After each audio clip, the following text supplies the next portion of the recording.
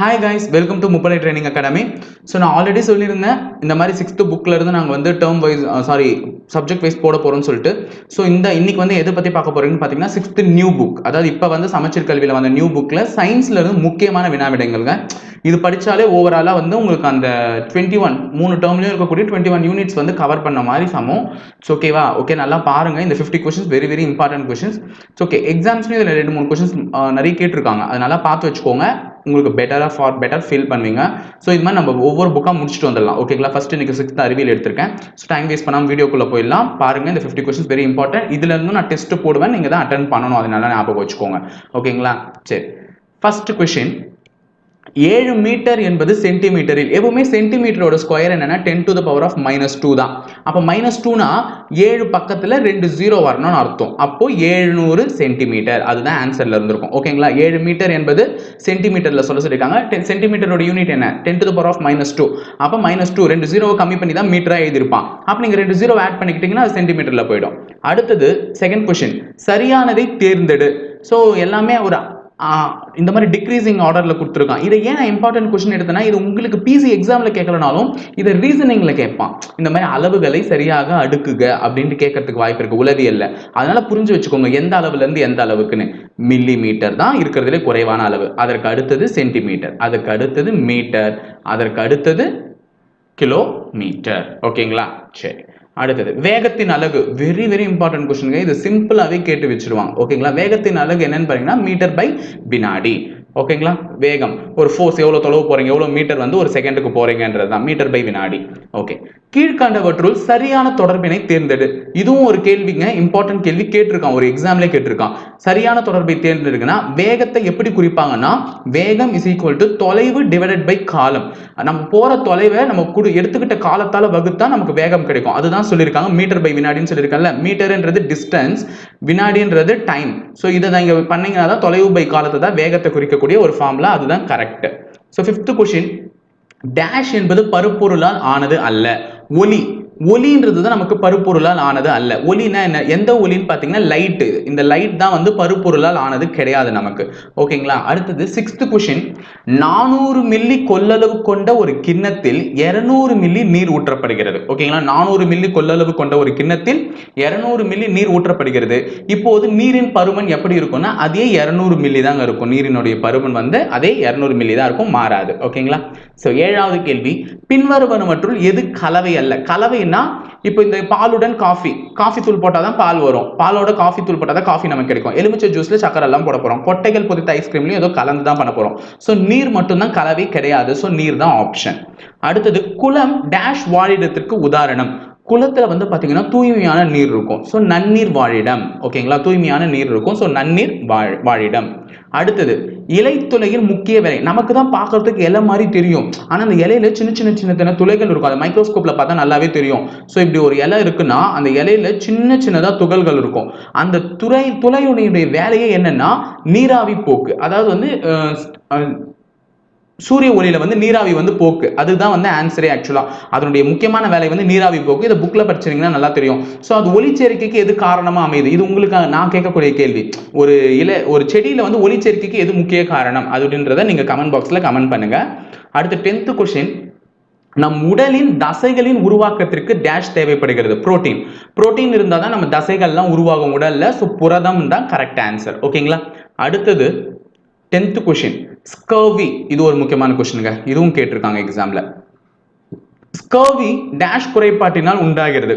Vitamin C. Vitamin C குறைபாட்டினால் தான் எது உண்டாகுது? ஸ்கர்வி. ஸ்கர்வியே இங்கிலீஷ்ல எதுனா இதுதான். ஸோ சின்றது செகண்ட் லெட்டர், ஞாபகம் வச்சுக்கோங்க. ஃபர்ஸ்ட் லெட்டர் எஸ்ல வந்து எந்த வைட்டமினும் இல்லை, அதனால சி. ஸ்கர்வின்றது வைட்டமின் சி குறைபாட்டினால் உருவாகுதுன்றதை ஞாபகம் வச்சுக்கோங்க. அடுத்தது, கால்சியம் டேஷ் வகை ஊட்டச்சத்திற்கான எடுத்துக்காட்டுகள் ஆகும். கால்சியம் எந்த வகை ஊட்டச்சத்துக்கள் பார்த்தீங்கன்னா தாது உப்புக்கள். தாது வகை உப்புக்களுக்கான ஊட்டச்சத்து தான் நமக்கு கால்சியம் கொடுக்குது. கால்சியம்னா என்னன்னு பார்த்தீங்கன்னா, இப்போ பல்பொடியில் கால்சியம் இருக்கும், பல்லுக்கெல்லாம் கால்சியம்ஸ்லாம் வருது இல்ல, ஸோ உங்க டூத் பேஸ்ட்ல உப்பு இருக்கா அப்படின்னு கேட்பாங்கல்ல, ஸோ தாது உப்புக்கள் அப்படின்ற மாதிரி ஞாபகம் வச்சுக்கோங்க. அந்த வகையான ஊட்டச்சத்துக்கள் தான். ஓகேங்களா. அடுத்தது, நம் உணவில் பழங்கள் மற்றும் காய்கறிகளை சேர்த்துக் கொள்ள வேண்டும். ஏனெனில் அது எல்லாருக்குமே தெரியும், ஏன்னா பழத்திலையும் காய்கறிலையும் தான் அதிக வைட்டமின்கள் இருக்கு, பிளஸ் நமக்கு தேவையான தாது உப்புகளும் அதுல தான் இருக்கு. ஸோ சி தான் கரெக்டான ஆன்சர். ஓகேங்களா. அடுத்தது 14th கொஸ்டின், பாக்டீரியா ஒரு சிறிய டேஷ் நுண்ணுயிரி ஆகும். பாக்டீரியா ஒரு சிறிய டேஷ் நுண்ணுயிரி ஆகும். ஸோ என்ன வகையான நுண்ணுயிரின்னு பார்த்தீங்கன்னா பாக்டீரியா ப்ரோகேரியோட்டிக் தான். அடுத்த கொஸ்டின், முதல் கணினி அறிமுகம் செய்யப்பட்ட ஆண்டு என்ன? முதல் கணினி அறிமுகம் செய்யப்பட்ட ஆண்டு 1946. ஸோ அந்த ஃபர்ஸ்ட் டைம் வந்து கம்ப்யூட்டர் வந்து இன்வென்ட் பண்ணி கொடுத்தாங்க. ஸோ கணினியின் தந்தை பெயர் என்னன்னு கேட்டிருந்தா சொல்லியிருப்பீங்க, சார்லஸ் பாபேஜ். அது ஒரு எக்ஸ்ட்ரா இன்ஃபர்மேஷன்.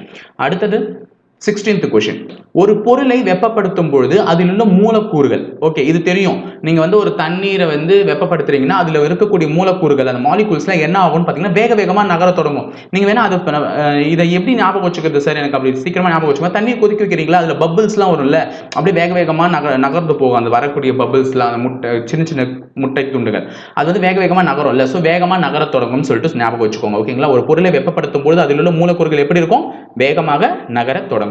அடுத்த கொஸ்டினும் முக்கியமான கொஸ்டின், வெப்பத்தின் அலகு. எப்படி ஃபோர்ஸ் கேட்டிருந்தானோ அதே மாதிரி வெப்பத்தின் அலகும் அதிகமா கேட்கிறான். வெப்பத்தின் அலகு என்னன்னு பாத்தீங்கன்னா ஜூல். ஓகேங்களா. சரி.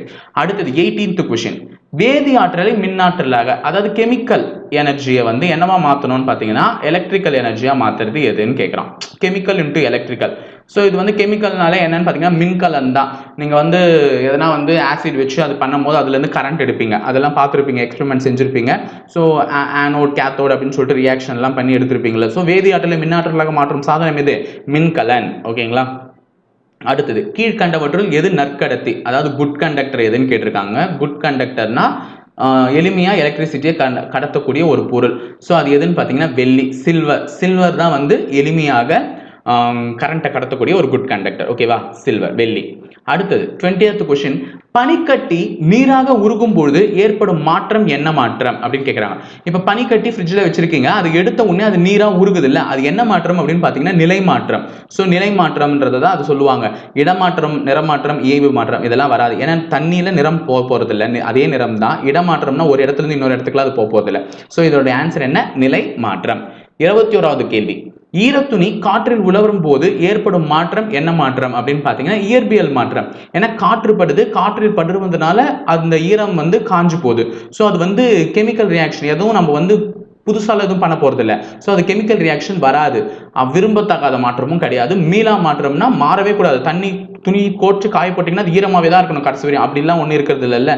ஸோ மீளா மாற்றமும் ஆப்ஷன் இல்லை. ஸோ ஆன்சர் இயற்பியல் மாற்றம், பிசிக்கல் சேஞ்ச் தான் அது. ஓகேங்களா. 22 கொஸ்டின், பால் தயிராக மாறுவது ஒரு என்ன மாற்றம்?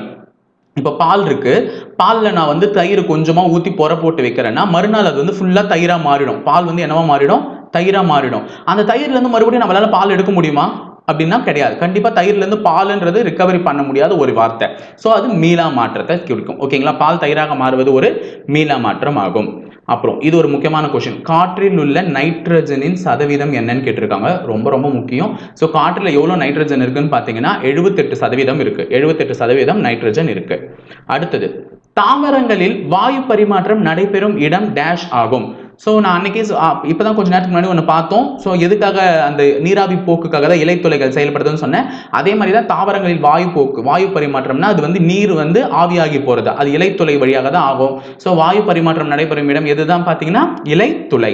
அடுத்து, காற்று கலவையில் எரிதலுக்கு துணை புரியும் பகுதி டேஷ் ஆகும். நம்ம எல்லாருக்குமே தெரியும் கார்பன் டை ஆக்சைடு வந்து நெருப்பை அணைக்கும். புரியுதுங்களா, நல்லா ஞாபகம் வச்சுக்கோங்க. ஃபயர் எக்ஸ்டிங்விஷர் வச்சு நெருப்பு எரியும் போது நம்ம அது மேலே ஊதுறோம்ல, ஸோ ஃபயர் எக்ஸ்டிங்விஷர் போட்டால் அது என்னவாகுது, அணைஞ்சிடுது. ஓகேங்களா. அந்த வெள்ளை கலர்ல வருது இல்லை, வெள்ளை கலர்ல வந்த உடனே நெருப்பு அணைஞ்சிடுது. ஆனால் ஆக்சிஜன் இருக்க தான் காற்று நெருப்பு வந்து அதிகமாக எரியும். அப்போ காற்று கலவையில் நெருப்பு எரியணும்னா நமக்கு தேவையான கேஸ் எதுன்னு பார்த்தீங்கன்னா ஆக்சிஜன். ஓகே, ஃபர்ஸ்ட் 25 கொஸ்டின் முடிச்சிடுச்சு. கொஞ்சம் வேகமாக தான் போயிட்டு இருக்கேன். ஸோ நம்ம 50 கொஸ்டின் பார்க்கணுங்க இந்த ஒரு வீடியோவில். நீங்கள் இந்த ஒரு வீடியோ பார்க்கறது மூலமாக அந்த 50 கொஸ்டின் நிறைவு பெறணும், அதுக்காக தான். ஓகேங்களா. சரி, 25 கொஸ்டின்ஸ் படிச்சிருப்பீங்க, கொஞ்சம் பொறுமையாவே பாருங்க. இதுக்கான PDF வந்து நாங்கள் வந்து டிஸ்கிரிப்ஷன் பாக்ஸ்லையும் கமெண்ட்லையும் பின் பண்ணி வைக்கிறோம். நீங்கள் வந்து அதை டவுன்லோட் பண்ணி யூஸ்ஃபுல்லாக ஆக்கிக்கோங்க. ஓகேங்களா. சரி, 26th கொஸ்டின் போலாமா, டைம் வேஸ்ட் பண்ணாம. ஓகே, 26வது கொஸ்டின் என்னன்னு பாத்தீங்கன்னா, செல்லின் அளவை குறிக்கும் குறியீடு என்ன? செல்லின் அளவை குறிக்கும் குறியீடு வந்து மைக்ரோமீட்டர். ஓகேவா? செல்லுன்றது மிக நுண்ணிய ஒரு இதுதான். சோ நுண்ணியதுதான், அதை குறிக்கிறது எதுதான்? மைக்ரோமீட்டர். சரி, மைக்ரோஸ்கோப் ஞாபகம் வச்சுக்கோங்க. செல் எல்லாம் எதுல பாப்பீங்க? மைக்ரோஸ்கோப்ல தானே பாப்பீங்க. அப்ப மைக்ரோமீட்டர் ஞாபகம் வச்சுக்கோங்க. ஓகேங்களா? அடுத்தது 27, நுண்ணோக்கியில் பிரியா செல்லை பார்க்கும்போது அச்செல்லில் செல் சுவர் தெரிகிறது, ஆனால் நியூக்ளியஸ் இல்லை. பிரியா பார்த்த செல் என்ன செல்? Bacteria cell. ஏன்னா பாக்டீரியாத்துக்கு தான் எது கிடையாது? நியூக்ளியஸ் கிடையாது. ஏன்னா தாவரத்துக்கு நியூக்ளியஸ் உண்டு, விலங்கு செல்லுக்கும் நியூக்ளியஸ் உண்டு, நரம்பு செல்லுக்கும் நியூக்ளியஸ் இருக்கு. ஸோ நியூக்ளியஸே இல்லாத ஒரு செல் எதுன்னு பார்த்தீங்கன்னா பாக்டீரியாவோட செல்லு தான். அடுத்தது யூகேரியோட்டின் கட்டுப்பாடு மையம் எனப்படுவது. யூகேரியோட்டின் கட்டுப்பாட்டு மையம் எனப்படுவது என்னன்னு பாத்தீங்கன்னா நியூக்ளியஸ். ஓகேங்களா? சோ 29th கொஸ்டின், கீழே உள்ளவற்றில் எது ஒரு செல் உயிரினம் அல்ல? நமக்கு தெரியும் அமீபான்றது ஒரு செல் உயிரினம், பாக்டீரியான்றதும் ஒரு செல் உயிரினம் தான். ஈஸ்ட் வந்து எனக்கு கன்ஃபார்ம் இல்லை, ஆனா அதுவும் ஒரு செல் உயிரினம் தான். சோ எது ஒரு செல் உயிரினம் இல்லைன்னு பாத்தீங்கன்னா ஸ்பைரோகைரா. சோ ஆன்சர் வந்து எதுதான் பாத்தீங்கன்னா ஸ்பைரோகைரா. ஓகேங்களா? அடுத்தது 30th, யூகேரியோட் செல்லின் நுண்ணுறுப்புகள் காணப்படும் இடம். சோ இப்பதான் யூகேரியோட் பத்தி பார்த்தோம், அது நியூக்ளியஸ்னு பார்த்தோம். சோ யூகேரியோட்டின் செல்லின் வந்து நுண்ணுறுப்புகள், அவங்க அந்த யூகேரியோட்ல ஒரு செல் இருக்கும், அதுக்குள்ள இருக்கக்கூடிய நுண்ணுறுப்புகள் எங்க இருக்கும்னு பாத்தீங்கன்னா சைட்டோபிளாசத்துல தான் இருக்கும். ஓகேங்களா? ஓகே. 31, மனிதனின் முதன்மையான சுவாச உறுப்பு எதுனா நுரையீரல் தாங்க. இதயத்து மூலமாவும் இரைப்பை மூலமாவும் மண்ணீரல் மூலமாவும் கண்டிப்பா சுவாசிக்க போறது இல்லை. எல்லாருக்குமே தெரியும் நுரையீரல் தான் சுவாச உறுப்பு. சோ நுரையீரல் தான் ஆன்சர். அடுத்தது 32, மைய செயலகத்துடன் திரையை இணைக்கும் கம்பியின் பெயர் என்ன? இது கம்ப்யூட்டர் கொஸ்டின்ங்க. Computer question. இது VGA தான் ஆன்சர். சோ திரைனா என்ன? Video graphical array. So visual graphical array இல்லாத வீடியோ கிராபிக்கல் அரேன்னு சொல்லுவாங்க. சோ இந்த VGA யூனிட் தான் ஒரு கம்பி, அதுதான் வந்து மைய செயலகத்துடன் திரையை இணைக்கும் கம்பி ஆகும். ஓகேங்களா?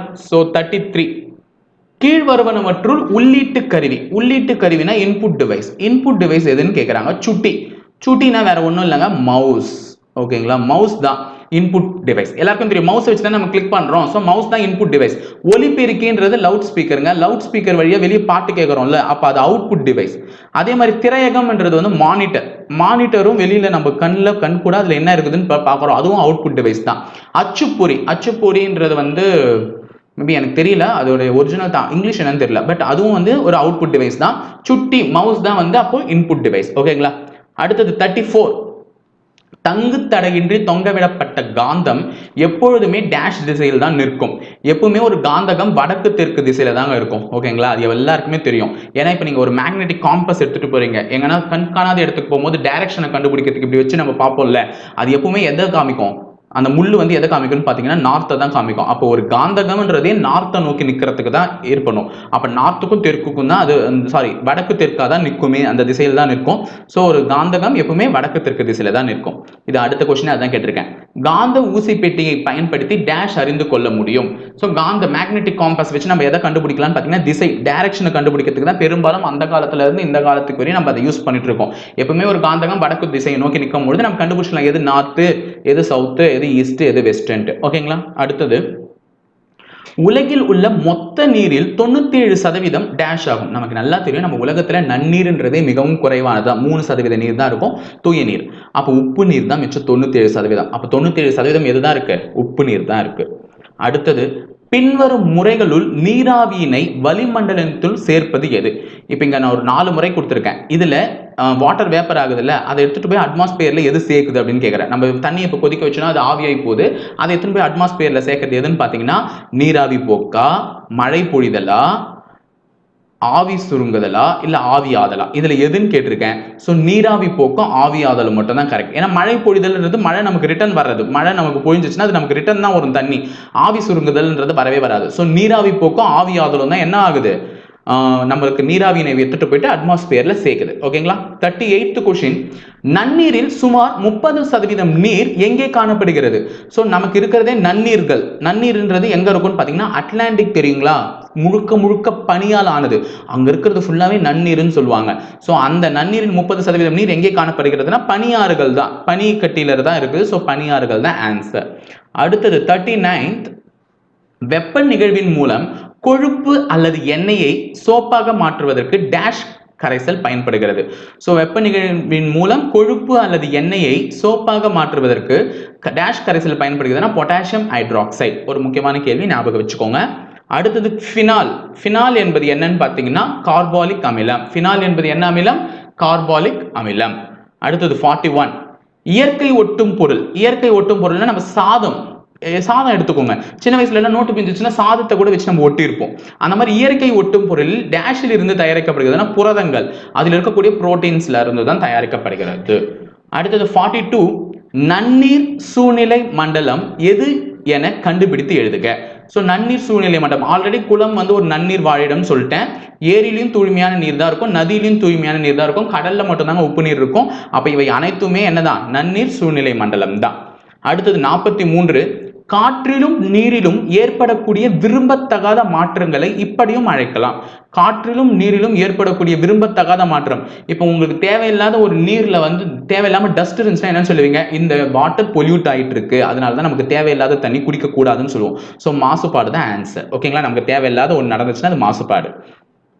அடுத்து 44 களைக்கொல்லிகளின் பயன்பாடு டேஷ் மாசுபாட்டை உருவாக்கும். நீர் மாசுபாடு. களைக்கொல்லிகளின் பயன்பாடு நீர் மாசுபாட்டை உருவாக்கும். அடுத்தது தாவரங்களின் மகரந்த சேர்க்கைக்கு உதவும் பறவை என்னன்னு பார்த்தீங்கன்னா ஓசனைச்சிட்டு. இதுவும் ஒரு எக்ஸாம்ல கேட்டிருக்காங்க, ஏதோ ஒரு எக்ஸாம்ல கேட்டிருந்தாங்க. ஸோ இதுவும் ஒரு இம்பார்ட்டன்ட் தான். தாவரங்களின் மகரந்த சேர்க்கைக்கு உதவும் பறவை ஓசனை சிட்டு.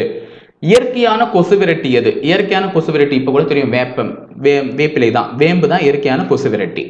பின்வருவனவற்றுள் எது வைட்டமின் சி குறைபாட்டை போக்குகிறது? ஸோ நம்ம அன்றாடம் வீட்டில் நீங்கள் துளசி தீர்த்தமாக கொண்டு கொடுக்குறீங்க துளசி, அந்த துளசி தான் வந்து வைட்டமின் சி குறைபாட்டை வந்து நம்ம கிட்ட இருந்து போக்குது. ஓகேங்களா? ஸோ வைட்டமின் சி வேற எது மூலமெல்லாம் நமக்கு கிடைக்கும் அப்படின்றத நீங்கள் கமெண்ட் பாக்ஸில் கமெண்ட் பண்ணுங்க முடிஞ்சா. ஓகேங்களா? அடுத்தது இது முக்கியமான கேள்வி, இதுக்கு எக்ஸாம்ல கேட்டும் இருக்கும். இந்தியாவின் தேசிய மரம் எல்லாருக்கும் தெரிஞ்ச மரம் ஆலமரம் தான். அடுத்து மைய செயலக பெட்டியினுள் காணப்படாதது எது? மைய செயலக பெட்டியுள்னா சிபியு. சிபியூல என்னென்ன இருக்கும்? எஸ்எம்பிஎஸ் இருக்கும், மதர் போர்டும் இருக்கும், தாய்ப்பலகைன மதர் போர்டுங்க, ரேமும் இருக்கும். ஸோ அதில் இல்லாதது எதுன்னு பார்த்தீங்கன்னா மவுஸ் தான். ஸோ மவுஸ் தான் இருக்காது. ஸோ மவுஸ் தான் ஆன்சர். ஓகேங்களா? சரி, அந்த சிபியூனுடைய ஃபுல் ஃபார்ம் சென்ட்ரல் ப்ராசஸிங் யூனிட்னு சொல்லுவாங்க. ஓகேங்களா? அதெல்லாம் தெரிஞ்சு வச்சுக்கோங்க, ஏன்னா அது கூட கேட்கறதுக்கு வாய்ப்பு இருக்கு எக்ஸ்பென்ஷன்ல. Central processing unit. SMPS full form என்னன்னு பார்த்தீங்கன்னா ஸ்விட்ச்டு மோட் பவர் சப்ளை. ஓகேங்களா? என்னது? Switched mode power supply. Last இங்க ரேம் பார்த்தோம்ல, ரேமுக்கு என்னன்னு பார்த்தீங்கன்னா random access memory. Random access memory. இதுக்கெல்லாம் எக்ஸ்பென்ஷனும் தெரிஞ்சு வச்சுக்கோங்க, மேபி கேட்கறதுக்கு வாய்ப்பு இருக்கு. லாஸ்ட் 50th கொஸ்டின், டேஷ் என்பது ஒரு இயங்குதளம் ஆகும். ஆண்ட்ராய்டு தான் வந்து ஒரு ஆப்ரேட்டிங் டிவைஸ். ஓகேங்களா? சரி, இந்த 50 கொஸ்டின்ஸ் படிச்சிருப்பீங்க. இதுல முக்கியமான கொஸ்டின்ஸும் நான் சில இதெல்லாம் சொல்லியிருக்கேன், அதெல்லாம் கூட நல்லா படிச்சு வச்சுக்கோங்க. இந்த 50 கொஸ்டின்ஸ்ல இருந்து உங்களுக்கு ஒரு டெஸ்ட் வரப்போகுது. So well prepare for test. அந்த 25 கேள்வி கேட்பேன், இல்லை 20 கேள்வி கேட்பேன். அந்த டெஸ்ட்டை ஒழுங்காக அட்டன் பண்ணுங்க. ஏன்னா அப்போதானே நம்ம ஒரு புக்கே முடிச்ச மாதிரி இருக்கும். இது ஒரு சமம். ஓகேங்களா? 50 கொஸ்டின் படிக்க முடியும். ஒரு 6th புக்கே நம்ம டோட்டலாக ஓரளவுக்கு இம்பார்ட்டன்ட் கொஸ்டின்ஸ் ஃபுல்லாக கவர் பண்ணி முடிச்சிட்ட மாதிரி. ஸோ இதுக்கப்புறமா நாங்கள் 6th சோஷியல் தனியாக போடுறோம், 7th சயின்ஸ் தனியாக போடுறோம், 7th சோஷியல் தனியாக போடுறோம். இந்த மாதிரி வீடியோஸ் போயிட்டே தான் இருக்க போது, நீங்களும் பார்த்துட்டு தான் வர போறீங்க. ஸோ உங்களுடைய ஆதரவை எங்கள் சேனலுக்கு கொடுங்க. ஓகேங்களா? இந்த வீடியோ பிடிச்சிருந்தா லைக் பண்ணுங்க, ஷேர் பண்ணுங்க, மற்றும் உங்கள் டவுட்ஸை கமெண்ட் பாக்ஸில் கமெண்ட் பண்ணுங்க. அதை தீர்த்து வைக்கிறது தான் எங்கள் கடமை. ஸோ மறக்காம டெஸ்ட் அட்டன் பண்ணுறதுக்கு ரெடியாக இருங்க. ஓகேங்களா? தேங்க்யூ.